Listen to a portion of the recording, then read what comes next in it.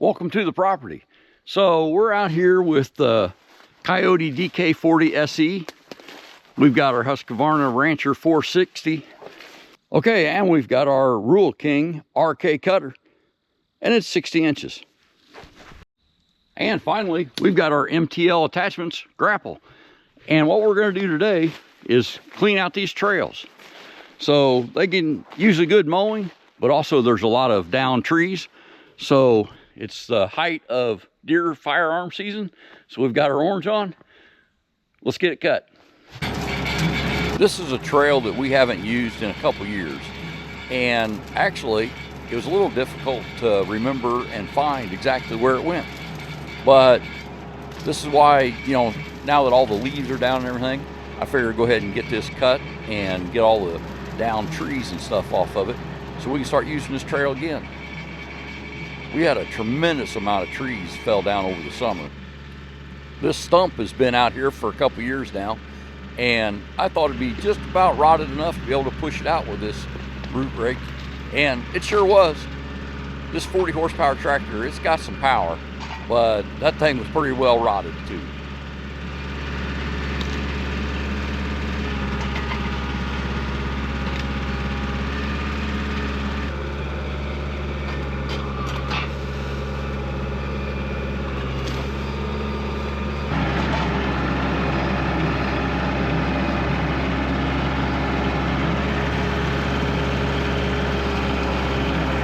Well, that was lucky. You guys fell off. You got to hang on better. Okay, we've hit our first real roadblock. I believe this is a cherry tree, mostly because there's so many of them down. There's just some scrap, and then that is definitely a giant beech tree across that trail. All right, so that's why we brought the Husqvarna 460 Rancher. Let's get this cleaned up and moved out of the way. I don't know what it is about big cherry trees, but of all the trees we've got down on this property, probably we have more large cherry trees than any other tree out there, with the possible exception of beech trees. When we bought this property, they had taken a chainsaw and cut a ring around every one of the big beech trees that we had on this property when they logged it. And that was part of a timber stand improvement project. I don't know if they still do that or not. Beech trees do provide some feed for deer, so they're not a bad tree to have around, but I tell you what, the limbs on them will knock you off a tractor. Anyway, these beech trees will get cut up, and this cherry tree is just one of about 4 cherry trees that I had to cut out of the trail. If you know why these things seem to fall over once they hit this size, let me know in the comments. Well, I misjudged the compression versus the tension in this one spot.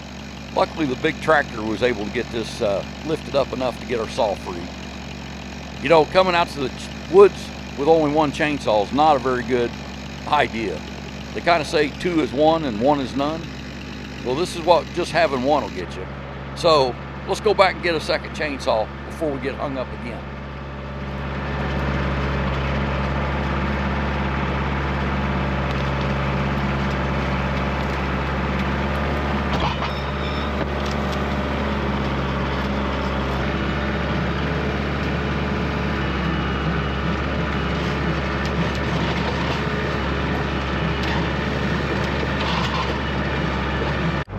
This beech tree came down in one of the big storms we had this summer, and you can see it blew it over with the giant root ball still attached. That's probably a dump truck load of dirt that pulled out of the ground with it, and that thing is heavy. Well, let's get this thing cut up. I always make my first cut on trees like this pretty far away from the stump, because I've seen that stump pull that stem straight back up in the air, and that can get exciting. So I always go ahead and pull up enough of this that it's going to have some weight to it and kind of counteract that action of that stump wanting to fling back up.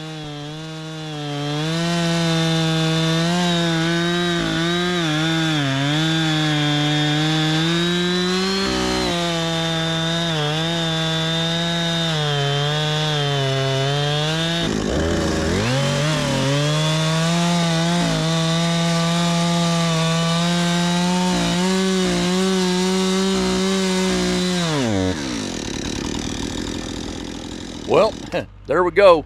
That's shifted and stuck that saw tight. Let me go ahead and throw a prop under here so that when we cut it off, it doesn't go ahead and drop back on the ground, so we can cut some from underneath it. And here's our second saw. We got the Steel 036 to the rescue.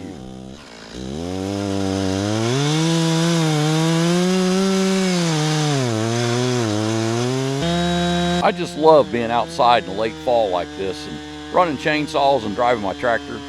And, you know, I need to get the bulldozer out because I kind of use this tractor a little bit like a bulldozer, and that's not the best thing for it, but it does get the job done. And we're cutting all these, you know, grasses and small trees and stuff with that bush hog. So we're kind of getting two things out of this at once. Just a nice, fun fall day.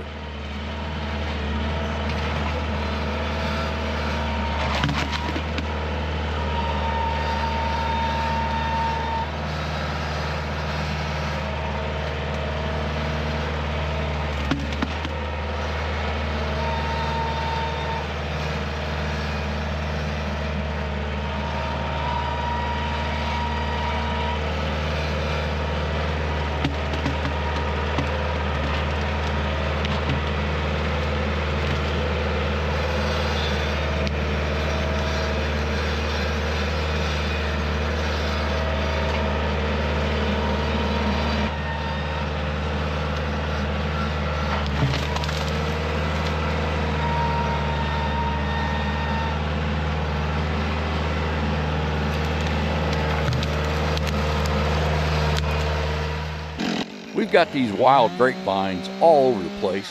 I see that they seem to grow more on hillsides that have the kind of the south exposure. And I don't know if that's because of the sunlight that hits them or because of the shade, but they definitely seem worse on certain hills than they are on others. Some of these things are probably 8 inches diameter. It's kind of crazy, and I think honestly a lot of these trees that have fallen down is because they've been killed by these grapevines.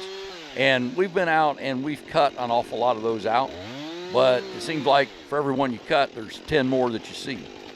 Oh well, just got to keep up with it a little bit more.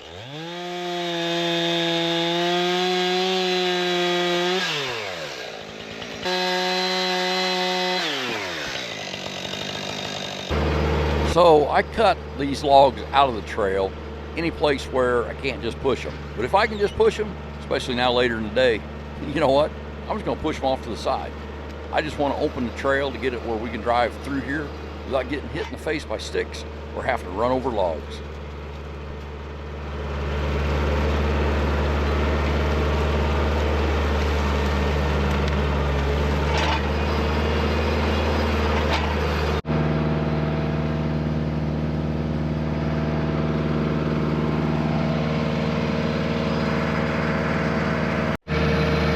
Well, right around the corner here, we go up on top of that bluff, and that's one of the prettiest places on here, I think, is that big limestone bluff that overlooks this whole valley.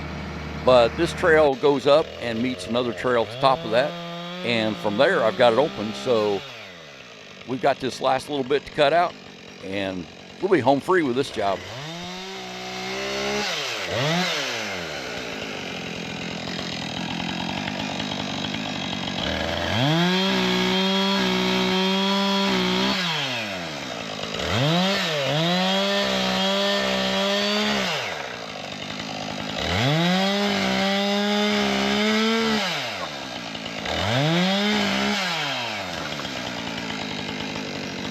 All right, well, I think I'll end this video here. Thanks a lot for watching. If you got anything out of it or you just enjoyed it, give us a thumbs up. It absolutely helps the channel. And we invite you to subscribe to see more. Have a great day and be safe.